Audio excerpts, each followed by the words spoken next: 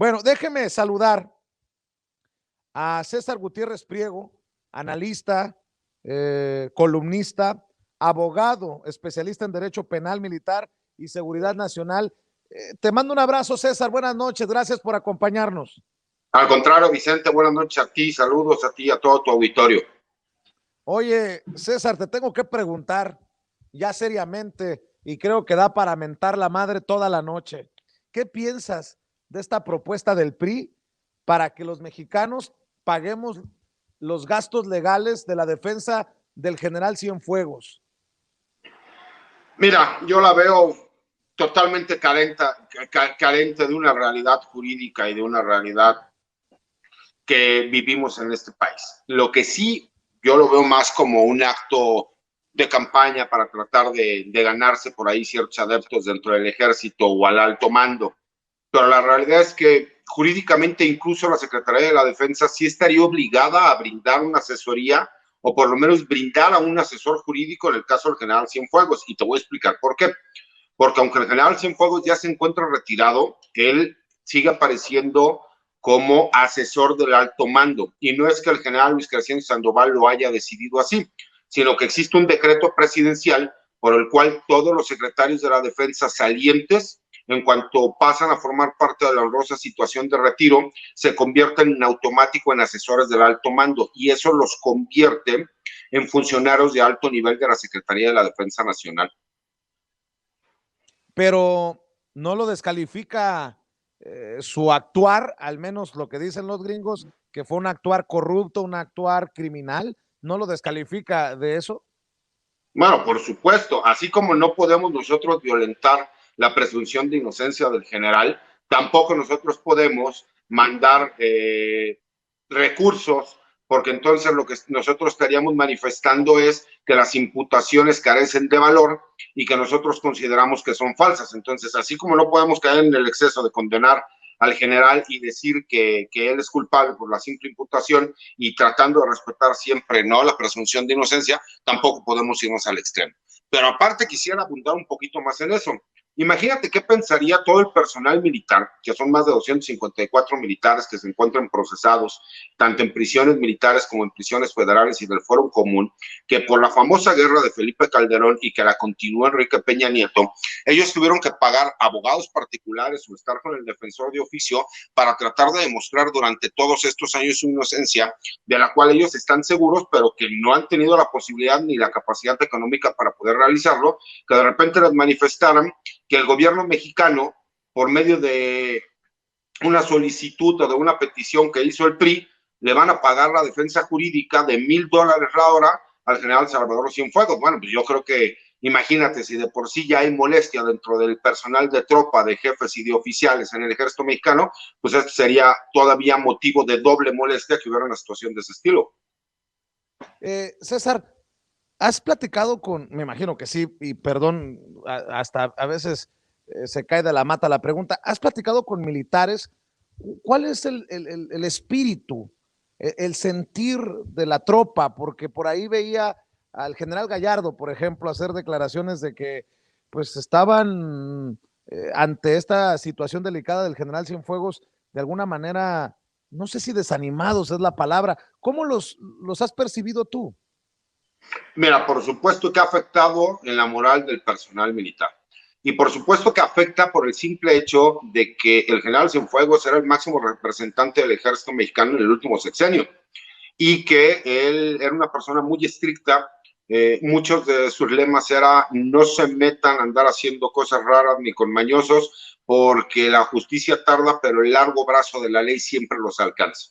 Entonces, es un contraste porque imagínate todo el trabajo que han tenido que llevar a cabo, todo un sexenio en donde no hubo un solo aumento real hacia el personal militar, pero sí se duplicó el trabajo, que hubo tantos elementos militares que fallecieron en enfrentamientos con grupos del crimen organizado, pues por supuesto que afectan la moral del personal, porque aparte afecta también en la imagen que el elemento del ejército mexicano, en especial la tropa y los oficiales, que son los que tienen mayor contacto con la población civil, pues ven afectada esa buena relación que empezaban a tener poco a poco y que la gente les tenía confianza, y que cuando pasa una situación de este estilo, pues por supuesto que vienen los señalamientos, muchos de ellos totalmente infundados, porque el personal de tropa, el personal de oficiales, el personal de jefe y la gran mayoría de los generales es gente digna, es gente honorable, es gente honrada, que dan todo por México y que lo hemos estado viendo, pero que sí afecta y ha afectado mucho la moral, porque sí se nota en cuanto a los comentarios, el sentimiento, el sentir del personal de tropa y de oficiales, sí se siente la moral baja y se sienten decepcionados y algunos de ellos hasta traicionados. Tal vez te sorprenda, César, pero como eres especialista en seguridad nacional, te pregunto esto que, insisto, no estaba en los temas a tratar, pero se me viene a la mente. Hoy, Kid Raniere, el líder de la secta sexual NXIVM, fue sentenciado a cadena perpetua y se habla de aquel plan macabro de posicionar al hijo de Carlos Salinas de Gortari como presidente de la República, de hacer a México la primera nación NXIVM. Y yo pregunto, César, tú que eres experto en estos temas de seguridad nacional, ¿qué tan, pues, qué tan complicado era esto? ¿Qué tan alucinante llegó a ser esta posibilidad, este peligro para México? No es poca cosa desde mi perspectiva, pero quiero escuchar tu punto de vista. Mira, por supuesto que no es poca cosa, pero yo creo que era más un sueño guajiro que una realidad. Porque si bien es cierto, Carlos Salinas de Gortari posiblemente es uno de los políticos que mayor influencia y poder tiene en este país, también lo es que su hijo es conocido por ser hijo de él, pero no por ser un político ni por dedicarse a la política. A él se le tiene más en un ambiente a lo mejor de empresario.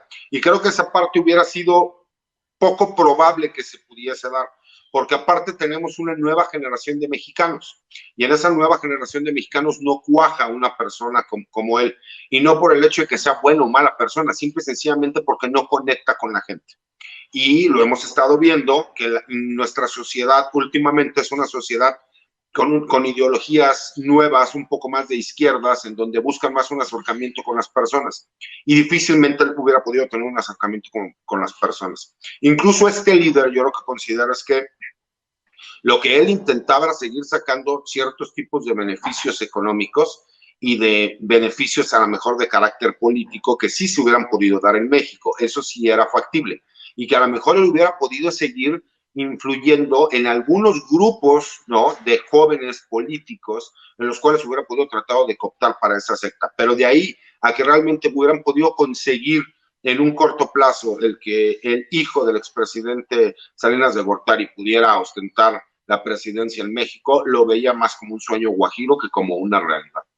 Se fue, se fue Alfonso Durazo como secretario de Seguridad Pública, se va del gabinete, no va a comparecer ante los legisladores.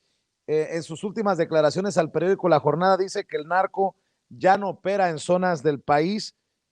¿Cómo ves que deja esto a las Fuerzas Armadas como parte de la estrategia principal del gobierno para combatir a la violencia? ¿Exagera?